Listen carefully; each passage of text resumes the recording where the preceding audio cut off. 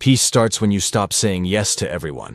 There comes a point in every person's life when the truth hits quietly, like a soft storm. A moment when you realize that you've given your time, your energy, your mind, and even your heart to everyone around you. Yet there is almost nothing left for yourself. A moment when the world feels heavy, and even your own reflection starts to look like a stranger. This is exactly what happened to Ayan. Ayan was the kind of man everyone depended on, a soft-hearted, calm, gentle soul. If someone needed help, he would show up within minutes. If a friend needed a favor, he never refused. If a colleague was struggling with work, Ayan stayed late and helped them finish. He believed all of this made him a good human being. He believed kindness was a form of strength. He believed that being available was a sign of love. But deep down, there was another truth. A truth he never said out loud. Ayan was exhausted. Not the kind of exhaustion that sleep fixes, but the kind that builds slowly, layer by layer, as life quietly chips away at you. He couldn't remember the last time he took a break for himself. He had forgotten what it felt like to enjoy silence. He had forgotten what it felt like to simply say no. Ayan also had a strange fear.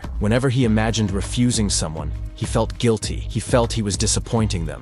He felt they would be hurt. And worst of all, he felt they would stop liking him. So he kept saying yes to everyone. But ironically, the more available he was, the less people valued him. This truth revealed itself one evening. Ayan had just finished a long day at work. His shoulders were stiff, his eyes were burning, and his head felt heavy. All he wanted was to go home, take a warm shower, and sleep. He had barely stepped onto the main road when his phone started ringing. The screen showed the name Danish, one of his close friends. Without thinking, Ayan picked up. "Bro, where are you?" Danish asked. "On my way home," Ayan replied. "Good, I need you. My car has a puncture. Come quickly. I'm stuck on the side of the road." Ayan paused. He really could not do it today. "Danish, I'm extremely tired. Can you manage it? Or call someone else? I'll come in the morning if you still need help." There was silence. Then Danish said something that shook Ayan's entire world. "You're always free, bro. That's why we call you. Now hurry up." For a moment, everything inside Ayan went still. The traffic noise faded. The lights around him blurred. And all he could hear was that one sentence echoing in his mind. "You're always free." Is that what people thought of him? A man with no life of his own? A man who could be pulled in any direction at any time? A man whose time had no value? That night, Ayan went home and sat quietly on his bed. No music, no distractions, just him and his thoughts. He thought about every moment he had helped someone, every moment he had sacrificed his own comfort, every moment he said yes,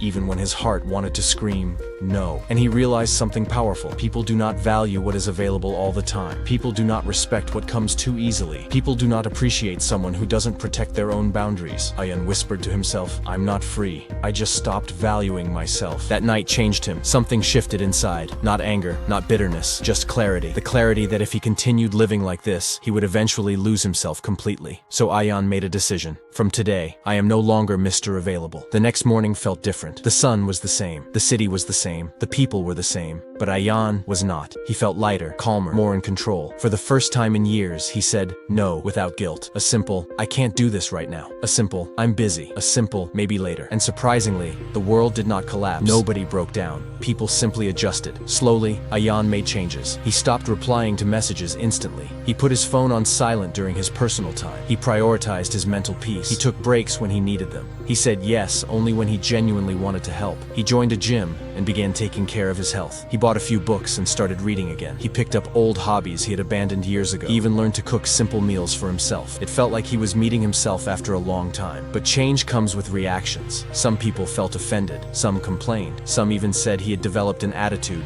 "You've changed," they told him. Ayan smiled softly and replied, "No, I've just stopped hurting myself to please others." His words surprised them. This was not the old Ayan, the Ayan who was available every moment. This was someone who respected himself, someone who valued his time, someone who finally understood boundaries. Over the next few months, something beautiful happened. People who only came to him when they needed something slowly drifted away. People who truly cared for him stayed. The thin line between users and well-wishers became clear, and Ayan's life became peaceful.